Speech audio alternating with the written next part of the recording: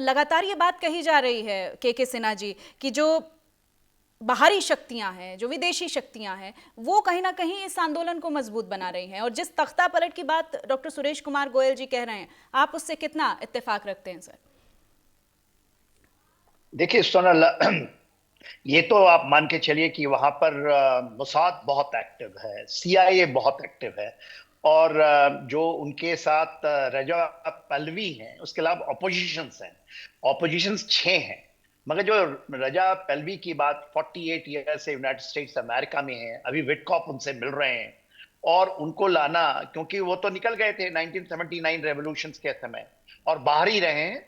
और उनको लाकर बैठाना, वो फिर टोटल डिस्टेबलाइज हो जाएगा। एक बात सुरेश साहब ने बहुत कही कि वहां पर सऊदी अरेबिया, वेस्ट एशिया की जितनी कंट्रीज हैं, वो चाहते हैं कि वहां पर चेंजेस हो ईरान में। ये सही है।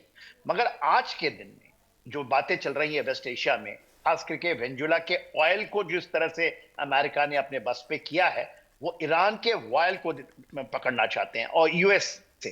तो जो ओपेक कंट्रीज हैं, उनका दबदबा खत्म हो जाएगा। जी। इसलिए आज वेस्ट एशिया में ज्यादातर देश इसको कह रहे हैं कि वहां पर ये चीजें नहीं होनी चाहिए। जी। और यहीं पर एक दुविधा जो पैदा हो गया है वेस्ट एशिया में, जिस तरह से शुरू में हुआ था 2023, 24 या 25 में, इन्होंने मिडनाइट हैमर किया था 12 दिन की। जिस तरह से आपने देखा था इजराइल और इसके बीच में जून के महीने में जो लड़ाइयां चली थी, उस समय मोरलेस वेस्ट एशिया के सारे जो धड़े थे उनके साथ खड़े हुए दिखाई देते थे। मगर जी। आज परिस्थितियां बदल गई हैं, खास करके वेंजुला के बाद। वहां पर यदि अमेरिका ईरान के वायल को भी बस में कर, क्योंकि यदि ये सरकार आई, रजा पहलवी आए, तो ये पूरा का पूरा इनके बस में चला जाएगा, ओपेक खत्म हो जाएगा। इसलिए सऊदी अरेबिया आज का है। जी। आज सऊदी अरेबिया उसको अपोज कर रहा है कि ये आप नहीं कर सकते। क्योंकि यदि ये किए होते वेंजुला के पहले, तो चांसेस था कि पूरे वेस्ट एशिया से इनको समर्थन मिलता। आज मुश्किल मुझे ये लगता है कि अमेरिका अपने ही पैरों में जो कुल्हाड़ी मारी है। और ये बेसिस तो हैं 9 कंट्रीज में, 19 यूएस के बेसिस हैं, जिसमें कतर का उदित बेस सबसे बड़ा बेस है।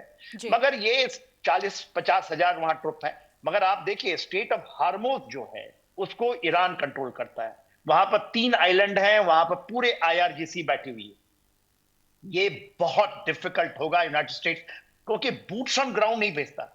जी। आप एयर से कुछ मिसाइल मार करके एक ऐसे बड़े कंट्री को, जो भारत का हाफ, यदि आप टेरिटरी लें तो है ईरान इतना बड़ा देश, 9 करोड़ लोग रहते हैं। और जी। सारे के सारे उनके अंदर में जज्बा है। 10 लाख की फौज है वहां। जी।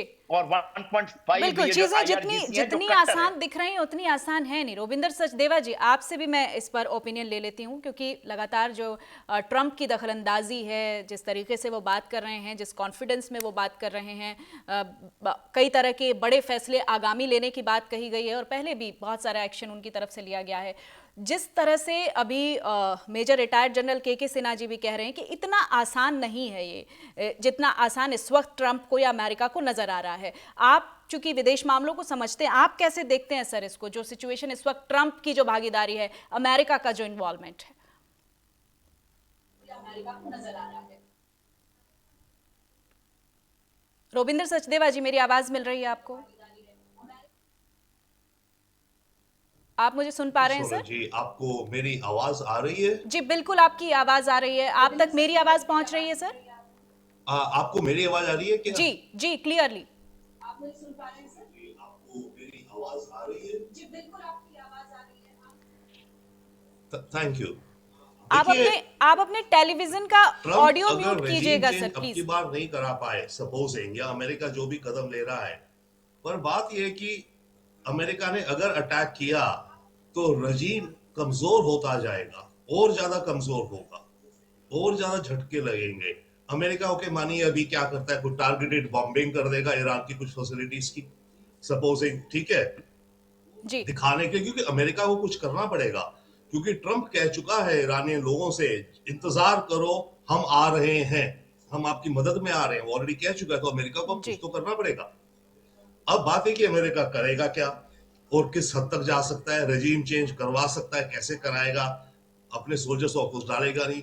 तो अमेरिका ये भी कर सकता है, टारगेटेड किलिंग्स करेगा कुछ, हो सकता है यानी कि इस्लामिक लीडरशिप के किसी लीडर्स को भी एलिमिनेट करने का टारगेट बनाए अपने प्रिसीजन बॉम्बिंग से इत्यादि, या ना भी मार पाए कुछ स्ट्रेटेजिक एसेट, स्ट्रेटेजिक लोकेशंस पे बॉम्ब्स गिराए, जी। और फिर इंतजार करें। क्योंकि ईरान के अंदर जो माहौल बन गया है, इकोनॉमिक मुश्किलात जितने हैं वो सुधरने नहीं वाले, और अमेरिका उस पे एक और अटैक करके, एक और वेव अटैक करके एक तरह से पूरे ढांचे को और ज्यादा क्रम्बल और कमजोर करेगा। तो टिपिकली तो ये लगता है कि अमेरिका वेट करेगा ऐसे कर करके कि देश के अंदर से ही ऑपोजिशन निकले, देश के अंदर से ही लोग आए जो कि गुस्से में इस पूरे रजीम को उखाड़ फेंके। ये इंडिया के स्ट्रैटेजी लिहाज से रहेगी भी रोविंदर अमेरिका की। अब सचदेवा जी, उसमें मैं वो आपसे समझना कहां चाहूंगी। कहां अटैक करेगा, कैसे अटैक करेगा, क्योंकि बेसिकली दिखाएगा कि रेजिम के पास पावर नहीं है जी। रेवोल्यूशनरी गार्ड के हेडक्वार्टर पे में भी बॉम्बिंग करे।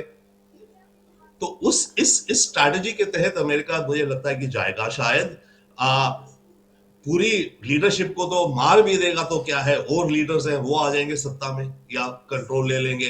बट ये होगा कि स्टेप बाय स्टेप या मेजर धक्का एक एक दे करके इस रेजिम को गिराने की तरफ, ताकि ऑपोजिशन चाहे जो भी हो, अनऑर्गेनाइज्ड हो पर ऑपोजिशन हो, अवाम हो, वो एक तरह से इन सबको कब्जाए में। बट बेसिक बात है कि रेवोल्यूशनरी गार्ड जो स्ट्रांग है बहुत, वो किस हद तक खड़ा रहता है और किस हद तक वो अपने देश के अंदर ऑपोजिशन को दबाता है सत्ता में रहने के लिए। जी, कि इंडिया के लिहाज से ये सवाल हालांकि रोविंदर सचदेवा जी से मुझे करना चाहिए था, लेकिन आपसे मैं ये सवाल करूंगी कि भारत के लिहाज से अगर हम देखें, एक जो कूटनीतिक दबाव बनाने की कोशिश होती है या अदर कंट्रीज के पार्टिसिपेशन को इस मसले पर देखें, तो इसका कोई आउटकम निकल सकता है क्या? कोई कूटनीतिक दबाव अगर बनता है ईरान पर, तो उसका कोई आउटकम आप देखते हैं क्या?